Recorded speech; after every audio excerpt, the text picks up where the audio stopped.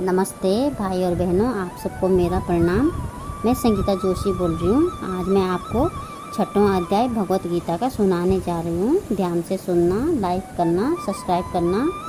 गुरु ब्रह्मा गुरु विष्णु गुरु देवा महेश्वरा गुरु साक्षात् परब्रह्मा तमसे श्री गुरुवे नमो।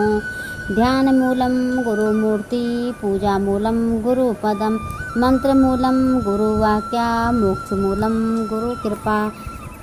श्री भगवान जी ने कहा, हे अर्जुन, जो कर्म योग द्वारा मेरे साथ जुड़े हैं और जो फल की इच्छा भी नहीं रखते, उन्हें तू सन्यासी जान। हे अर्जुन, जटाएं रखने से, शरीर पर भस्म लेप लेने से, अग्नि धूनी जलाकर बैठने से सन्यासी नहीं होते। हे पांडव, योगीजन सन्यासी उसको कहते हैं जिसके मन में मेरे चरण कमल के बिना और कुछ वांछा नहीं, मेरे स्मरण से जुड़े बिना अवांछा नहीं होता। जब मेरे स्मरण साथ जुड़े तब अवांछा हुए बिना योगी कोई नहीं है। इसी कारण से संन्यास और योग एक से कहे गए हैं।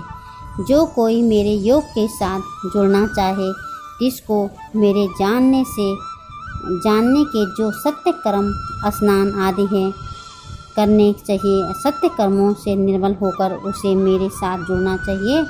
और जो कोई योग आरूढ़ हुआ, जिसको कोई कर्म नहीं करना चाहिए, जो कुछ उसकी इच्छा हो सो करे, सोए तो सोता रहे और बैठे तो बैठा रहे। योग आरूढ़ इच्छाधारा मुक्त रूप है। योग आरूढ़ क्या होता है, इसके लक्षण सुनाएं। इंद्रियां किसी विषय को न उठे और मन में मेरे स्मरण बिना कोई चिंता भी न होए। जब ऐसा हो तब योग आरूढ़ होता है। उसने अपनी आत्मा का उद्धार किया है। वह संसार के मोह माया अर्थात विषयों के स्वाद नहीं रमता। आत्मा अपना ही शत्रु है और मित्र भी आत्मा ही है। जिसने मनुष्यों को त्याग कर अपनी आत्मा को मेरे साथ जोड़ लिया है, उसके लिए तो आत्मा मित्र है। और जिसने मुझको विसार कर अर्थात भुला कर अपनी आत्मा को विषय भोगों में लगा दिया, उसके लिए आत्मा शत्रु है। मगर जिसने विषयों को त्याग कर इस आत्मा को परब्रह्मा अविनाशी के साथ जोड़ा है, वही परम सुख और शांति को प्राप्त होता है। उसे सर्दी गर्मी भी नहीं सताती। मेरी कृपा से उसे कोई और दुख भी नहीं सताता। जो आदर मिलने पर प्रशंसा नहीं होती और अनादर मिलने पर दुखी नहीं होता। और जो अपने आप को जानता है वही ज्ञानी है। जो अपने आप को जानता है वही ज्ञानी है। मैं क्या वस्तु हूँ, यह क्या खेल है, और विज्ञान अर्थात परमेश्वर को जानना, यह दोनों ज्ञान विज्ञान हैं, जिनके विषय में मैं आगे 13वें अध्याय में कहूँगा। जिसने ज्ञान विज्ञान रूपी अमृतपान किया हुआ है, जिसका आत्मा तृप्त है और जो इंद्रियों को निवारण कर सदा एक सा रहे, सोना मिट्टी शत्रु व मित्र को एक समान जाने, जो धर्मी और पापी को एक साथ देखें, राग देश न करे, निरंतर एक ध्यान से मित्र शत्रु को जाने, यह पूर्ण योग के लक्षण हैं। ऐसा जो मेरा भक्त है वह अभय है, परमानंद रूप और दूसरे की आशा न करे, माया के मोह से रहित हो, वह परमानंद को प्राप्त है, वो परमानंद को पाता है। जो कोई योग आरूढ़ होना चाहे, उसे क्या करना चाहिए, अब यह सुन। प्रथम तो एकांत स्थान पर 4 अंगुल ऊंची एक धड़ी बनाए, जिसमें कंकड़ पत्थर आदि न हो। ऐसा साफ धड़ा बनाकर उस पर गोबर का चौका फेरें। फिर उस पर कुसा सूखा घास बिछावें। उस पर मृगछाला बिछाकर उसके ऊपर कपास का धुला हुआ कपड़ा बिछावें। उस पवित्र व स्वच्छ आसन पर चौकड़ी मारकर बैठें और निश्चल मन से इंद्रियों को वश में करके मेरे साथ जुड़े। सारी देह को सीधा रखें, सिर गिरवा को भी सीधा रखें। ऐसा निर्मल होकर बैठकर अपनी नासिका का अग्रभाग देखें और दूसरी किसी दिशा को न देखें। अपनी आत्मा को परमात्मा में लीन कर दें, किसी का भय न करें और मन में संयम रखें। मन का निश्चल चेता मेरे में रखें। योगी को चाहिए कि मेरे साथ इस प्रकार जुड़ें।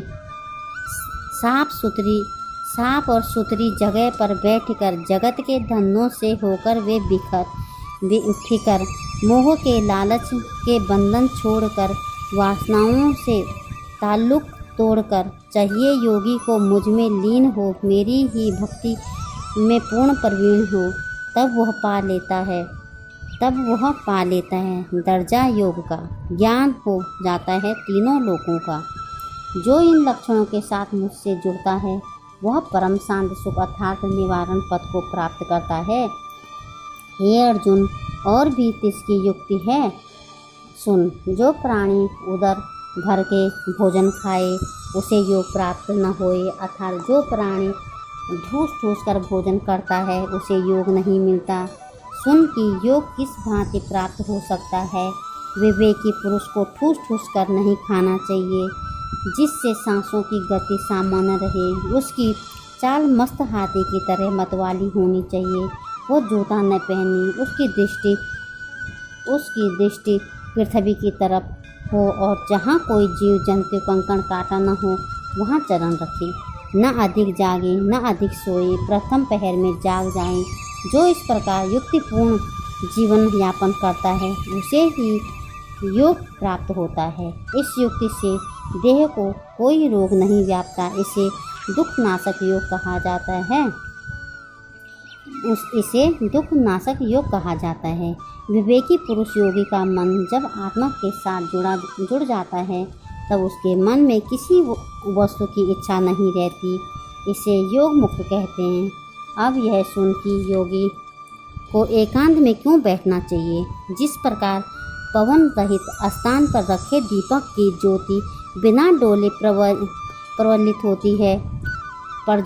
होती है और हवायुक्त स्थान पर डोलने लगती है, स्थिर नहीं रहती। इसी प्रकार योगी को भी एकांत में बैठना चाहिए ताकि उसका मन डमाडोल न हो। जो एकांत में बैठकर मेरा ध्यान करता है उस योगी का पूरा ध्यान मेरी ओर से उसे आत्मा का दर्शन होता है।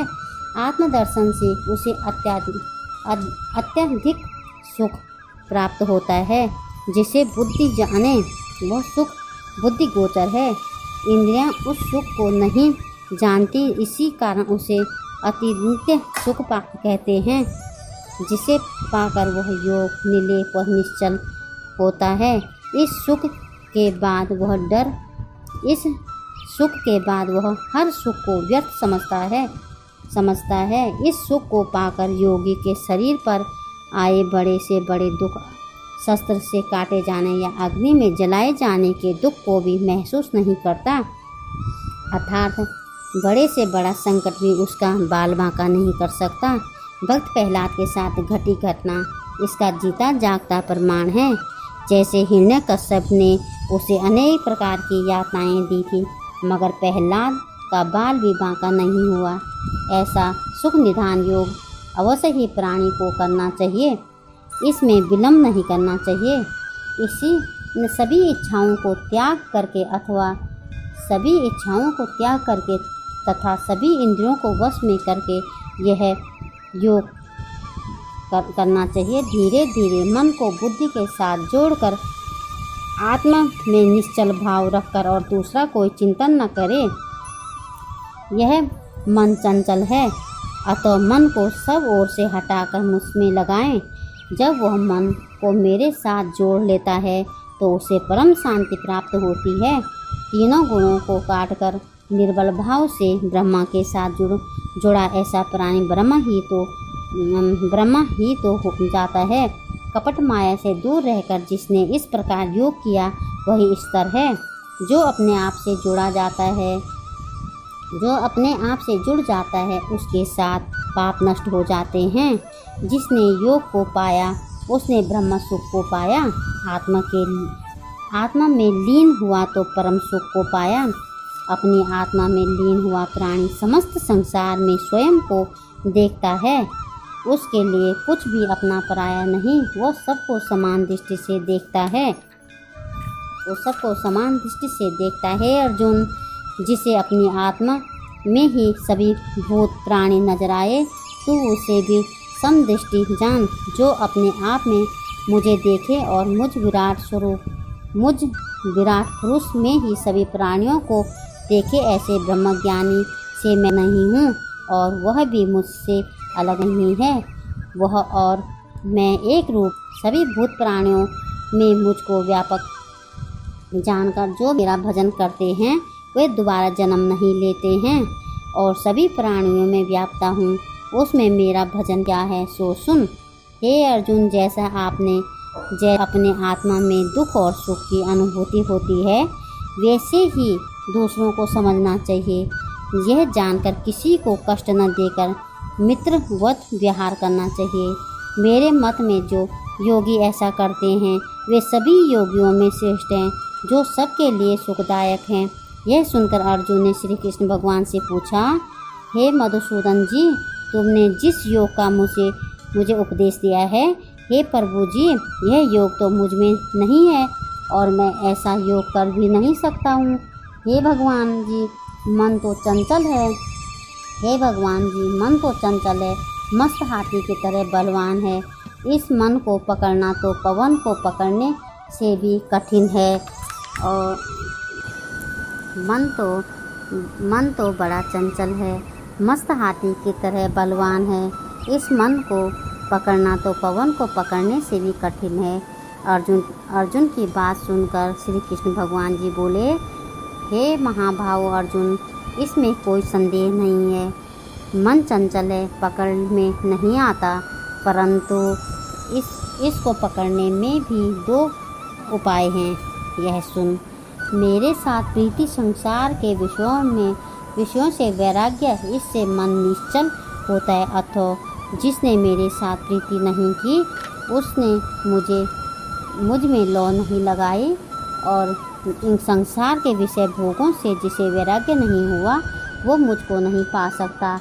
जिसने अभ्यास द्वारा मन को मेरे साथ नहीं जोड़ा, वह योगी कैसे हो सकता है। अभ्यास का अर्थ है कि प्राणी मन और बुद्धि को मुझ में स्थिर रखे, मेरा सुमिरन करे। इसका नाम अभ्यास है। जो अभ्यासी और वैरागी नहीं है, वह योगी नहीं है। और जिन्होंने अभ्यास और वैराग्य से मन को मेरे साथ जोड़ लिया है, उसे योग सहज ही प्राप्त हो जाता है। मन को स्थिर निश्चल रखने के लिए अभ्यास और वैराग्य आवश्यक है। तब अर्जुन ने कहा, हे महाप्रभु जी, आपने अभ्यास से स्वयं को तुम्हारे साथ जोड़ा और जिसने अभ्यास से स्वयं को तुम्हारे साथ जोड़ा और जिसकी श्रद्धा मृत्यु प्रयत्न आपकी प्रीति ही बनी रही, हे कृष्ण भगवान जी, वह किस गति को प्राप्त हुआ है। वह योग से भ्रष्ट तो नहीं हुआ, उसकी सिद्धि निष्फल तो नहीं गई। उसकी क्या गति हुई?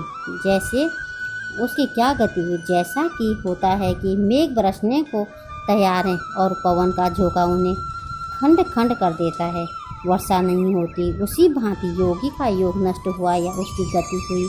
हे जनार्दन श्री कृष्ण जी, सो तुम्हारे योग को नहीं पहुँचा। तुम्हारा पद तो ब्रह्म पद है, मुक्ति पद वैकुंठ। तिस मार्ग से वह फिर अंध हुआ, तिसकी गति कहो। हे प्रभु, मेरे मन का संचय दूर करो, तुम्हारे बिना मेरी इस शंका का निवारण कोई नहीं कर सकता। भगवान श्री कृष्ण बोले, हे अर्जुन, उसके योग को तो नष्ट हुआ न जान। हे अर्जुन, जिसने एक बार भी मेरा नाम लिया और नमस्कार किया, उसके लिए मैं सत्य रूप अविनाशी सदा कल्याण रूप हूँ। अब उस योगी की बात सुन। देह त्यागते समय जिसने मेरा नाम न लेकर, मेरा स्मरण न करके चित्त को दूसरी बातों में लगाया, उसकी गति क्या होती है यह जान। जिस स्वर्ग को पाने के लिए मनुष्य बड़े बड़े दान करते हैं, यज्ञ करते हैं, सो स्वर्ग मेरे योगी को दंड है। भ्रष्ट हुआ मेरा योगी जो भोगता है, वो सुन। उस स्वर्ग में जहाँ वह जाता है, वहाँ देवता भी बसते हैं, वहाँ न कोई किसी की पत्नी है न पति है। वहाँ भोगने के लिए सुगंधित देह वाली अप्सराएं हैं। दिव्य गंधर्व गायन करते खाने को अमृत भोजन है, सूंघने को दिव्य पारिजात के फूल हैं, पहनने को दिव्य वस्त्र और अनेक प्रकार के दिव्य भोग हैं। योग से भ्रष्ट हुआ मनुष्य वहाँ जाकर पहुँचता है और उन दिव्य भोगों को भोगता है। तत्पश्चात वह स्वर्ग लोक त्याग कर मनुष्य लोक में आ जाता है और किसी पवित्र कुल ब्राह्मण क्षत्रिय या लक्ष्मी युक्त कुल में जन्म पाता है। जिसने थोड़े से दिन मेरी साधना की और अंत समय में मुझे भूल गया, वह स्वर्ग के भोग भोगकर ब्राह्मण क्षत्रिय या द्रव्यवान धनी पुरुष के घर जन्म लेता है। फिर योग की साधना उसके मन में ऐसे जाग उठती है जैसे कोई कार्य करते करते वह सो गया हो। जब जागता है तो पुनः वही कार्य करने लगता है। इसी प्रकार जिसके मन में योग उपज जाता है वह फिर से मेरे साथ जुड़कर अर्थात मेरा स्मरण करते हुए मेरे परमानंद अविनाशी पद को प्राप्त होता है। यह तो जिसने थोड़े दिन साधना किया और मरते समय जिसका मन योग से हट गया उसका वृत्तांत है। अब जिसने बहुत दिनों तक योग साधना किया हो और मरते समय भी जिसका मन चलायमान न हुआ हो उसकी गति सुन। ऐसा मेरा योगी भी स्वर्ग को भोग कर यदि पुनः मनुष्य जन्म पाता है तो बड़े ही बुद्धिमान और मेरी महिमा जानने वाले योगी के घर ही जन्म लेता है। ऐसा जन्म दुर्बल से भी दुर्बल है। जो फल उसने पूर्व जन्म में अभ्यास से योग प्राप्त करके पाया था, इस जन्म में वह फल उसे अभ्यास के बिना ही मिल जाता है। उसकी बुद्धि वैसी ही होती है जैसे पूर्व जन्म में थी। हे कुंती नंदन, योग का अभ्यास उसमें जाग उठता है। वह योगी शब्द ब्रह्म जो वेदों का तत्व है उसमें मेरी महिमा को जानते हुए परम ज्ञानी हुआ यत्न के बिना ही मुझ में जुड़ जाता है और पापों को काट कर मेरे योग की साधना को प्राप्त हो जाता है। हे अर्जुन, इस योग मार्ग की सिद्धि एक जन्म में ही होती है। अनेक जन्मों में बार बार योग करते हुए प्राणी मेरे परम गति परमानंद अविनाशी धाम को प्राप्त होता है। हे अर्जुन, योग भी 3 प्रकार के होते हैं। एक तप योग है, इसमें मैं आगे 17 अध्याय में कहूँगा, और एक ज्ञान योग है, एक कर्म योग है। मेरी पूजा करने वाला तपो योगी है, वो श्रेष्ठ है, किंतु उसमें भी श्रेष्ठ ज्ञान योगी है। यह सुन के ज्ञान योग क्या है? जिसकी आत्मा मुझ में रम गई वो रोज़ मेरी पूजा करके हर सांस के साथ मेरा नाम बसता है। वो प्राणियों से श्रेष्ठ है, उससे आज मुझे कोई प्यारा नहीं है। नारायण भगवान जी की जय।